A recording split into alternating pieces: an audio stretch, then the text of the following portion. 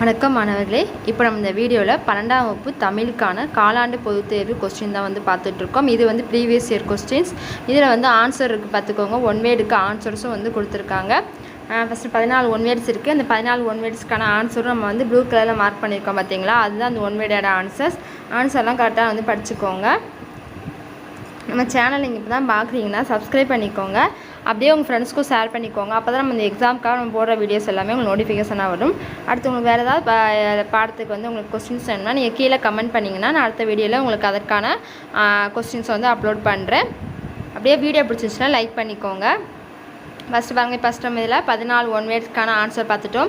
Next பார்த்திங்கன்னா எவையேனும் 3 வினாக்களுக்கு விடை தருகல நமக்கு வந்து 2 மார்க் கொஸ்டின்ஸ் வந்து கொடுத்துருக்காங்க. எத்தனை கொஸ்டின் கொடுத்துருக்காங்கன்னு பார்த்துக்கோங்க. 4 கொஸ்டின் கொடுத்து 3 கொஸ்டின் எழுத சொல்லியிருக்காங்க.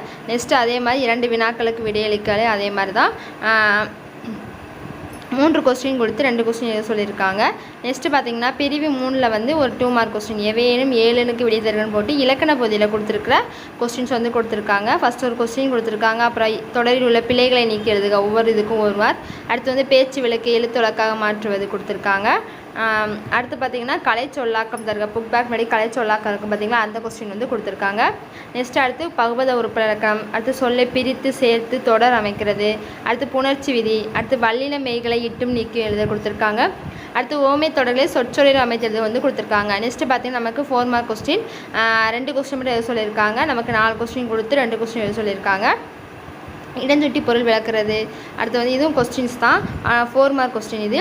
அதுக்கடுத்து ஏதாவது 2 மட்டும் எழுத சொல்லியிருக்காங்க. அதே மாதிரி முதல் வந்து செய்யுள் பகுதி, அடுத்து வந்து உரைநடை பகுதி, இலக்கணம் தனித்தனியாக வந்து கொடுத்துருக்காங்க. இந்த கொஸ்டின் எல்லாமே நீங்கள் வந்து 2 கொஸ்டின் சொன்னால் நீங்கள் 2 கொஸ்டின் படிக்காதீங்க, 4 கொஸ்டின் படிச்சிட்டாலே நீங்கள் போதும். கண்டிப்பாக வந்து இந்த குவார்டர் எக்ஸாமில் அதுலேருந்து கொஸ்டின்ஸ் வந்துடும். அடுத்து இலக்கண பகுதியில் அல்லது டைப்பில் கொடுத்துருக்காங்க, அது நல்லா பார்த்துக்கோங்க. வாகைத்திணை சான்று கொடுத்துருக்காங்க, பரிசுல் துறை சான்று. அடுத்து வந்து பழமொழியை வாழ்க்கை நிகழ்வு அமைத்திருது வந்து கொடுத்துருக்காங்க. எறும்பு ஊற கல்லும் தேங்குற ஒரு பழமொழியும், யானைக்கு அடி சறுக்குங்கிற பழமொழியும் கொடுத்துருக்காங்க. அடுத்து தமிழாக்கம் இந்த இங்கிலீஷ் பேரா கொடுத்த தமிழ் எழுத சொல்லுவாங்க பார்த்தீங்களா, அது வந்து கொடுத்துருக்காங்க.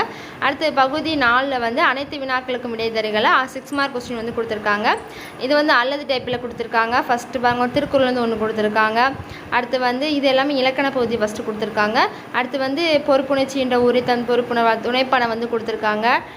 அதுக்கடுத்து கிராமங்கள் தங்கள் முகவரி இழந்தவர் இல்லை, இது வந்து நீங்களாக எழுதுகிற மாதிரியும். அடுத்து பார்த்திங்கன்னா பாடல் வந்து கொடுத்துருக்காங்க. பாடலாம் நல்லா பார்த்து படித்து எழுதி